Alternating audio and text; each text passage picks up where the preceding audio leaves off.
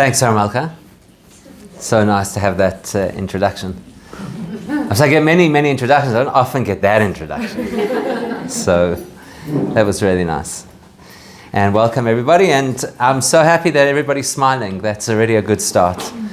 It's a scarce commodity. Smiles are a scarce commodity in South Africa at the moment, I think. We shouldn't be talking about, I don't want to say the L word. Can we say the L word?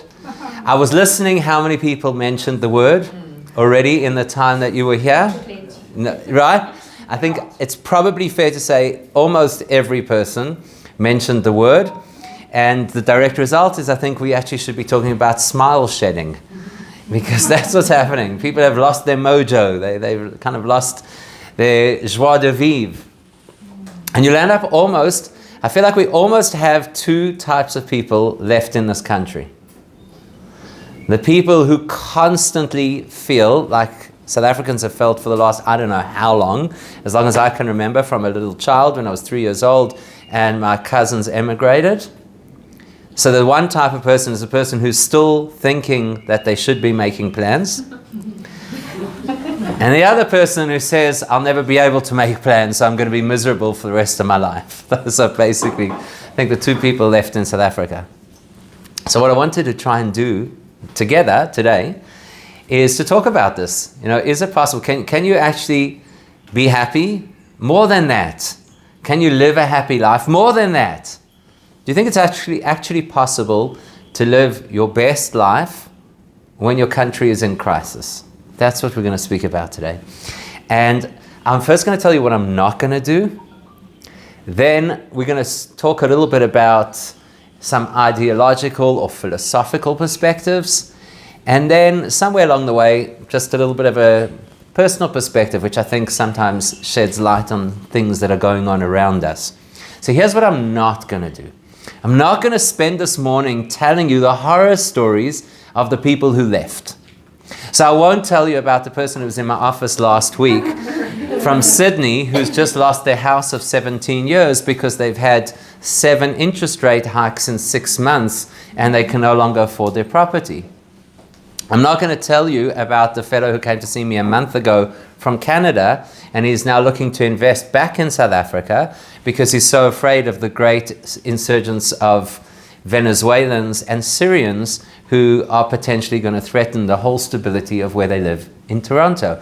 And I'm not going to tell you about my friend who I met at the Guinness who lived on the same street as me in Highlands North but now lives in Connecticut and had to buy a generator He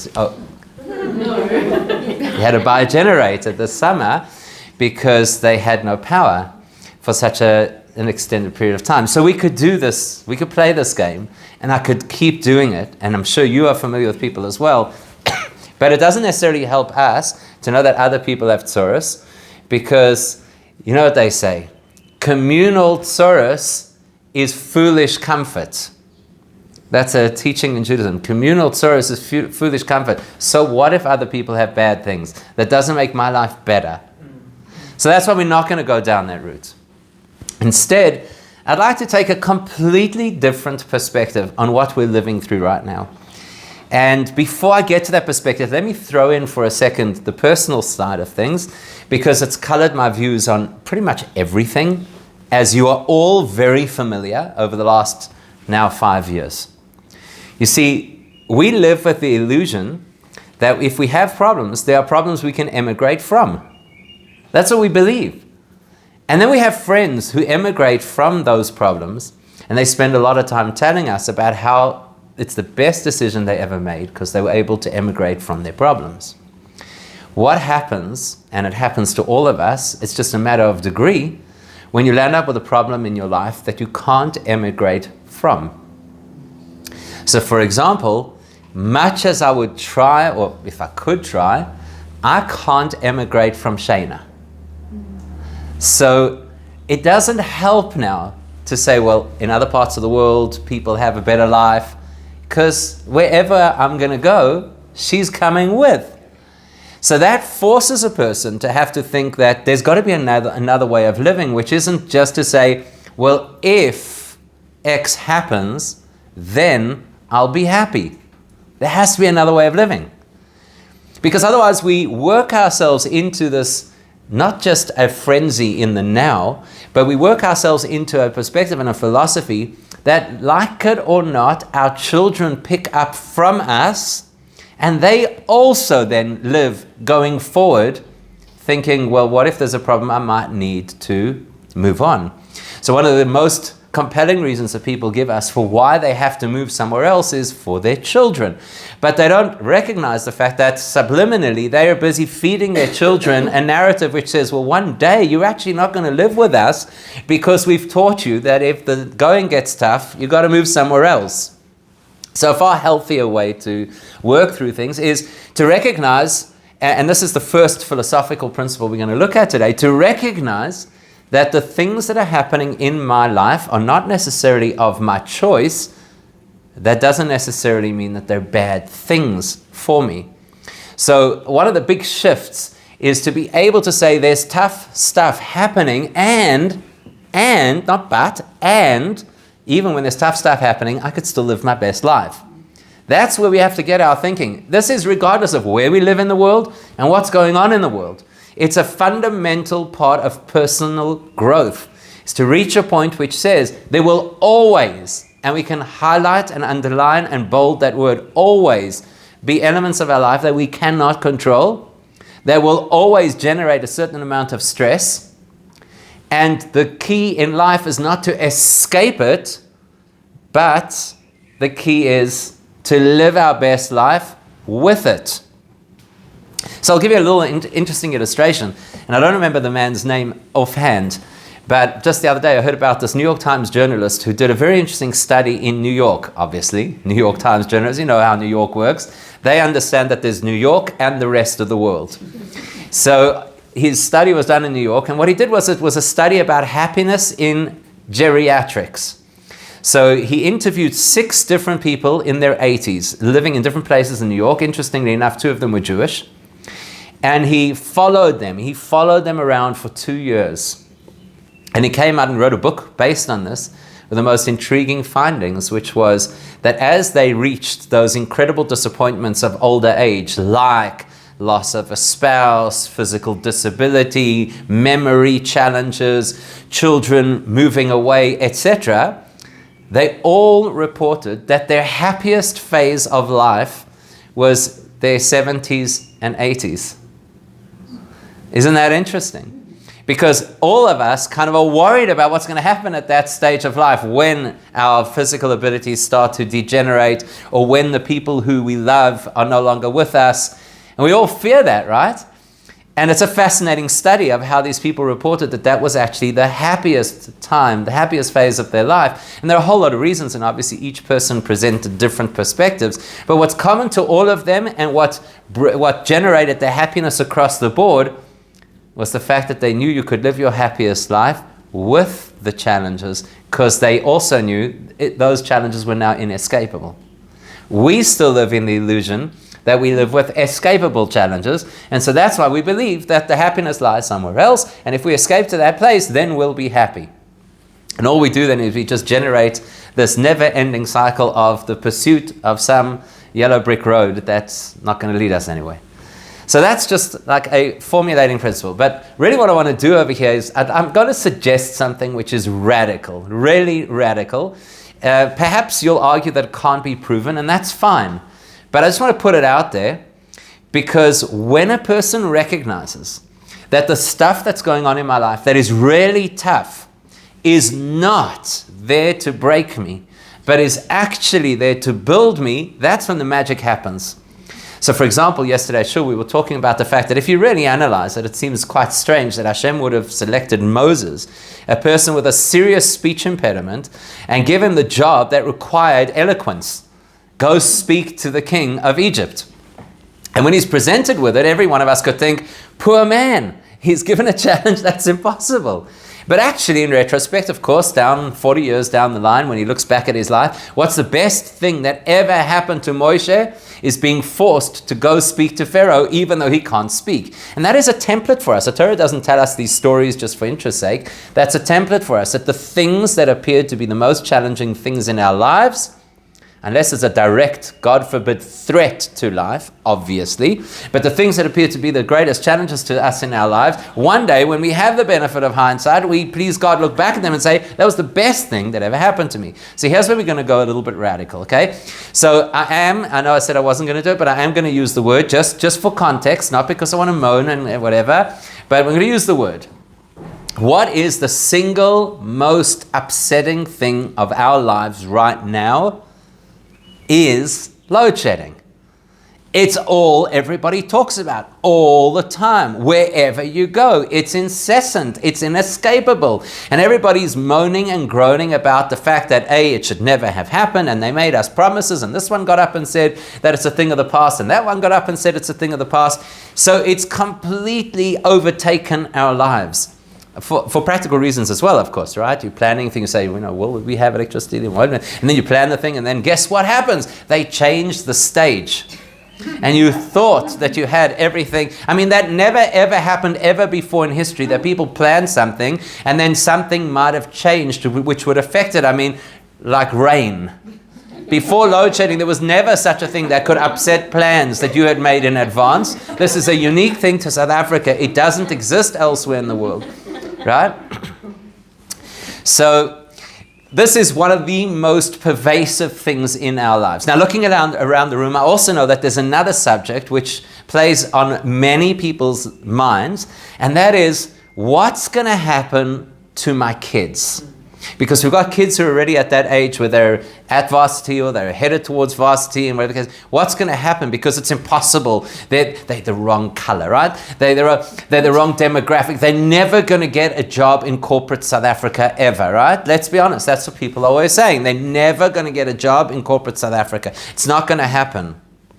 And they're never going to get a decent education. It's not going to happen. So we're going to talk about just those two examples, and there's possibly a third example I'd like to throw in as well. But let's look at things from a radically different perspective. Okay? You know what human beings are terrible at doing? Let's try to work this out.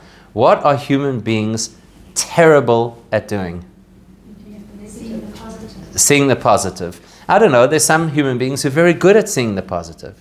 What are humans absolutely, across the board, unequivocally bad at doing? Predicting the future. So, for example, I mentioned rain before. We should all become meteorologists. It's the best job to have. You get up, you tell people things, they never happen, and you get paid anyway. Like last week, all the weather apps said that this heat wave was going to end on Thursday. This week they said, sorry, wrong Thursday. And we still all have the app. And they still have their jobs. Isn't that fascinating? And the next person after a meteorologist is an economist. Because effectively an economist says, this is definitely what's going to happen in the global economy, unless, of course, something else happens. Because human beings are terrible at predictions. We really are. We're terrible at predictions. There's a famous example they use for it. It's called the Thanksgiving turkey. You know the Thanksgiving? You ever heard of this? The Thanksgiving turkey? In our context, it might be the Kaporis chicken, but we'll stay with the Thanksgiving turkey. So the experiment of the Thanksgiving turkey works something like this. The Thanksgiving turkey is sitting there in a farm with a whole lot of turkeys. One day, in the middle of September, the farmer gives the Thanksgiving turkey more food than all the other turkeys on the farm.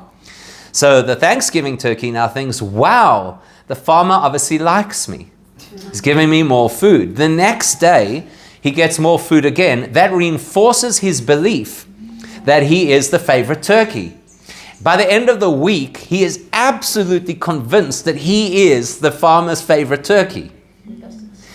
One day before Thanksgiving is when his optimism is at its peak, which is the experiment we use to illustrate how poor we are at predictions. Well, he was the favorite. He was, yes, in a different way. You know that story? You know that story of the animal activist who goes to a vegan restaurant, right? And the person at the next table asks if they could get a dish of fish. And the waiter says, we don't have fish here. This is a vegan restaurant. He says, but I love fish. And the animal activist says, you don't love fish. You love yourself. So the same thing, right? He's the favorite, but not for the same reason. So we're incredibly poor at predictions. So for example, if a person theoretically had to say, look, I've never ever been sick. What does that mean? Does that mean there's a greater chance that they won't get sick? Or does it mean that they're much closer to getting sick? So the person says, thank God I never had COVID. What does that mean? That's not a proof that they will never have COVID. It just means statistically they are much closer now to catching COVID than they were before. That's how bad our predictive processes are, right? So if you had to, just picture the scene, if you had to go to some little shtetl, somewhere in wherever, Eastern Europe, in 1720, and listen in on the conversation where they had started to hear rumors that there were people somewhere in the world developing a horseless carriage. They would have sworn blind that there will never be a horseless carriage. Why? Because for thousands of years of history, there has never been a horseless carriage. So using the information that we have based on what's happened precedent up until this point, there can never be a horseless carriage because thousands of years have proven it can't happen. And of course, the next day or week, there'd be the horseless carriage. So if you live just before the Industrial Revolution, you have no clue that you live just before the Industrial Revolution. You can't know these things.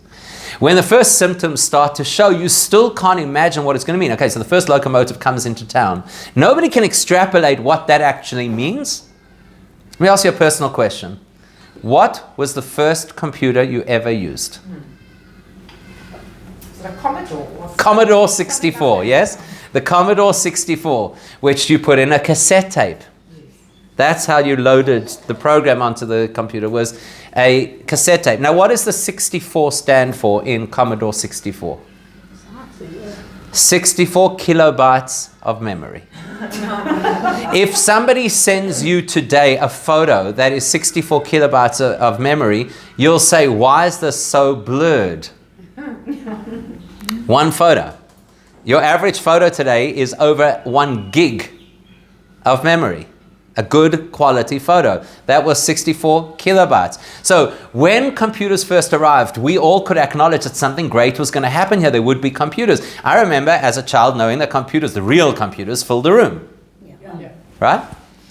We could never, even the people at IBM could not have imagined what computers would become. They couldn't imagine it. So when you stand on the cusp of a revolution, you cannot imagine what that revolution is going to mean. We are about to enter a massive revolution, and it will be the revolution of what? We're on the cusp of a major revolution. Artificial intelligence. Artificial intelligence. So right now, at the moment, what's the big thing that everybody's talking about? ChatGPT. That's the only thing people are, thank God, talking about more than load shedding at the moment. So what's ChatGPT? Basically, it's a program. You put in, for example, please compose an essay for my standard 5, my grade 5 child on this. It's got to be X amount of words. It's got to include these following things. And you could do it in the style of Robert Frost.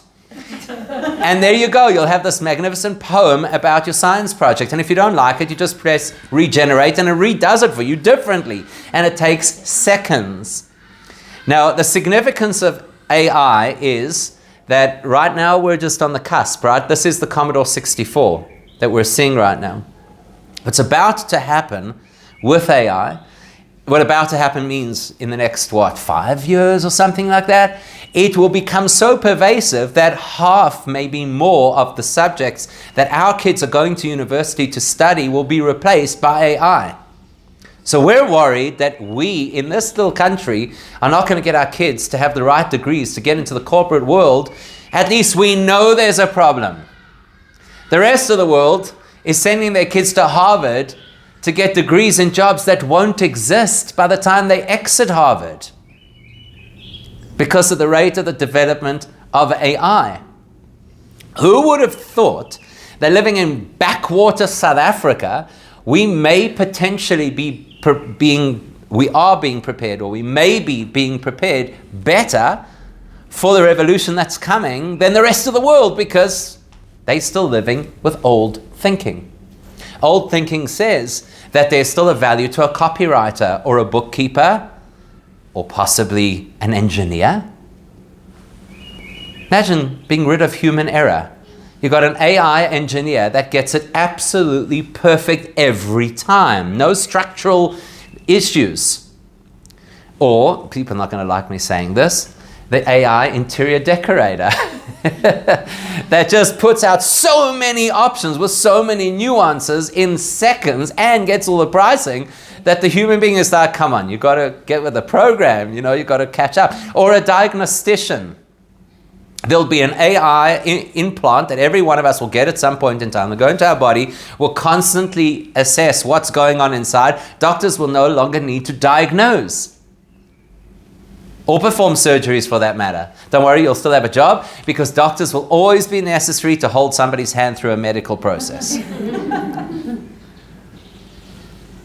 So, in a world where AI is going to be the next industrial revolution, what are the greatest assets that human beings can have that AI will never replace? Empathy. Empathy and, who said that? Creativity. Which includes innovation. And in order to be creative, you have to be resilient. And in order to be resilient, you have to face challenges. There is no more creative group of people on earth than the guys who direct traffic during load shedding. In any other society on earth, those people are condemned to be street people for the rest of their lives. In our country, they are the heroes in the traffic in the morning. If you've ever been to San Francisco, Los Angeles, Chicago, New York, and you see the masses of homeless people, there is no future for them. There never will be. I'm not kidding when I say these guys have a future. What about our recyclers? Yes, of course, they can get in your way in the traffic. But let's be honest, where else in the world could you have the entertainment of a guy skating down a main road with a big empty bag of something that he's going to fill with all your recyclables? I'm not kidding when I say, look at that innovation, look at that resilience, look at the humanity. Right? So we get to choose. Do we see the world we're living in our microcosm called South Africa, as the collapse of a once viable society, or do we recognize that every society has to first collapse before the Great Revolution happens? And you know what happens in every single revolution? The previous empire is never the next empire. The great Western world, with all of its structures of the old industrial revolution systems, may not survive this next iteration. It's the reason that Israel is up there, despite its incredibly tiny size. Because we no longer live in a world where your weight or your power is based on what you have. It's based on how you can innovate, how resilient you could be. But I think even more than that is the concept of empathy, because what's going to distinguish, in my view, what's going to distinguish in the future successful from unsuccessful societies will be human capacity for empathy. There's one thing that we learned during COVID, it's the destructive nature of isolation. And in a world that's increasingly tech-based, there is increasing isolation. So somebody sent a very clever cartoon this Shabbos, well, just before Shabbos. The Torah says, and they did not listen to Moshe because, now it's very difficult to translate accurately what the Torah says. They didn't listen to Moshe because of koitze ruach and avoida kasha. Koitze ruach is short breath, Rashi says, because anybody who's stressed doesn't breathe properly. Ever heard that before? And avodah kasha is hard work. So the picture has this line under it, and it's a picture of a man on a donkey with a long white beard, representing Moshe, and everybody around him is on their phones. They didn't listen to Moshe because of lack of attention span and of being overwhelmed by the invasiveness of work that now lives with us inside our homes. What's going to distinguish successful societies in the future, and the future is not in 100 years from now, it may well be in 5 years from now, because that's the rate of change in our world, will be societies that have the capacity for connection and empathy. Now, if you live in any other almost any other society, I haven't been to every country on earth, perhaps there are other places, India would stand out as an example of an exception to this rule. India, a country which for centuries has had massive inequality and yet does not have the kind of tension that you would expect from that kind of a country. People are always reported as being incredibly pleasant, despite the massive disparities in wealth and opportunity. You go to other parts of the world, those disparities are very clear. The person who's driving the air-conditioned car doesn't have anything in common with the person sleeping on the park bench. Here, you tell me how often you have spoken to somebody who has no cultural commonality with you, no educational commonality with you, no religious commonality with you, no financial commonality with you, and yet you can talk of an absolutely shared experience with complete empathy for their situation. All the time. It happens to us all the time. Because you could stand at home affairs and it's a shared experience regardless of where you live, Sandhurst or Alex. And while you're standing in the line, you will use similar language to report on similar frustrations, and you'll laugh about similar failings of our country. There's this amazing empathy, call it Ubuntu if you want, that exists in this country that I'm telling you is unparalleled elsewhere in the world, and that's the reason why everybody will tell you that this Jewish community is unlike any other community in the world, and that's a fact. It's because we live with this incredible sense of empathy. So we have a choice. If we live with old thinking says if you have the following amenities, you can be happy. New thinking will teach us that that is no longer going to make people happy. Amenities will not make people happy. The fact that AI can produce things at a rate is not going to make us happy. It will make us feel inadequate. We have to find our happiness elsewhere, not just from the luxuries of our lives. We're living, like it or not, in a training ground for finding happiness when it doesn't come naturally. I want to throw one other thought out at you, and possibly we'll leave it at this thought, maybe open up for some questions and comments and debate. But one other thought. Who here has been to New York City? Okay? When you walk out of JFK Airport, what is the first thing that you see when you walk out of JFK Airport? Yellow cabs. Yellow cabs. Yellow cabs, the ubiquitous yellow cab, symbol of transportation in the United States, featured in any Hollywood production that has anything to do with New York. Yes, the yellow cab. So if you were an economist 10 years ago, let's say, certainly 20 years ago, and you wanted a surefire investment that was always going to be viable, it would be yellow cabs. When you walk out of JFK today, how do you get to where you need to get to? Uber. And what Uber is to yellow cabs is what Airbnb is to the Marriott Group, which is the same as what a whole lot of new emerging decentralizing technologies are to their parent technologies. So for example, some people in this room might not even know what Blockbuster Video was. Netflix. Netflix doesn't realize they're not the future. Blockbuster is the past, Netflix is the present, the future is TikTok. You don't go onto TikTok, but all the kids are on TikTok. They watch movies on TikTok in little 3-minute segments. Which means that if you're Disney or MGM or whoever you might be, you need to be producing content that is shorter than 5 minutes if you want to buy into the next generation. And the people who are providing that content, how much budget do they require to become a TikTok star? One phone and some airtime. So you get one guy who walks around, he's, you know, the bushy guy, ever seen that one?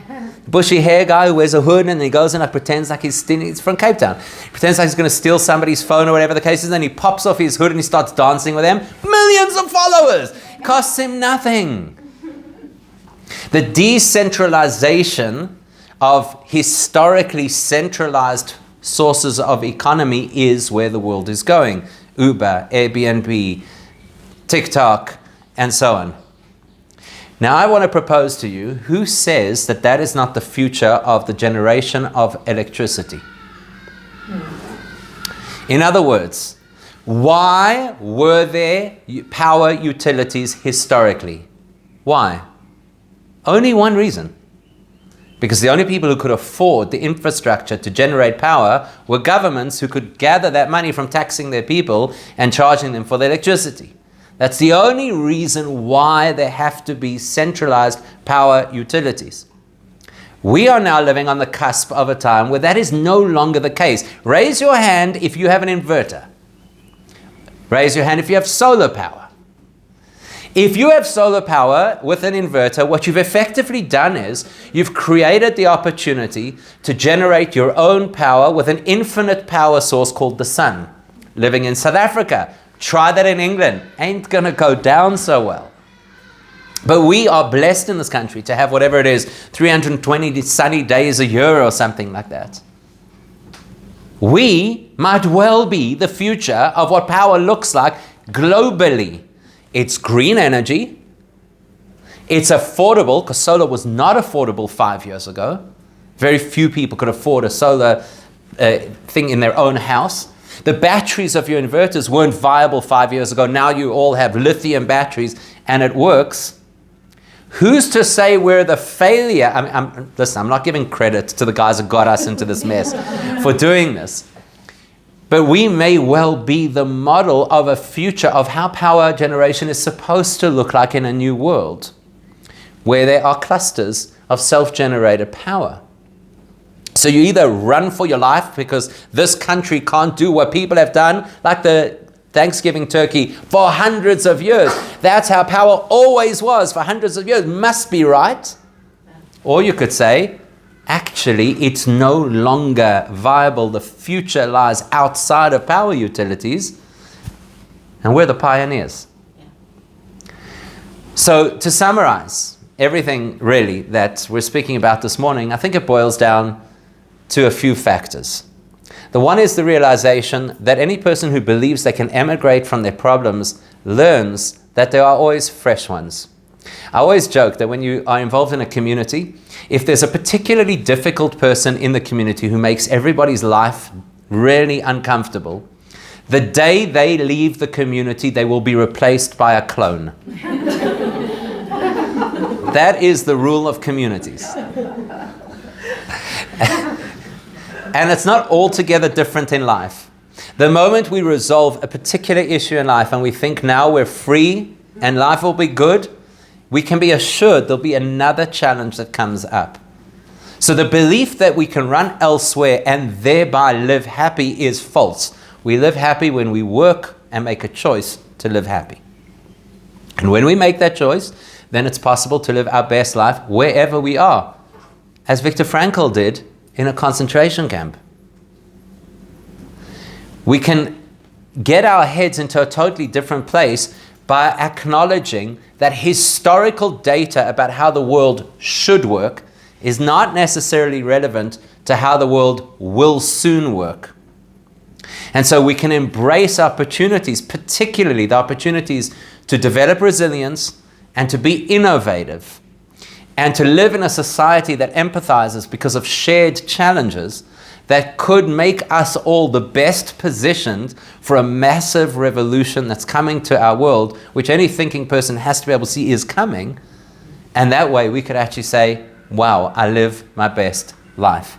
It doesn't mean every single day is peaches and cream, but it does mean that we can have a headspace where, you know what, I don't want to hear about your load shedding complaints. I want to hear how you're becoming an independent power generator, so you're part of the future. Now we're talking. And with that shift, I'm telling you, people will come looking at us and say, I don't know what you're smoking, but I want some of that.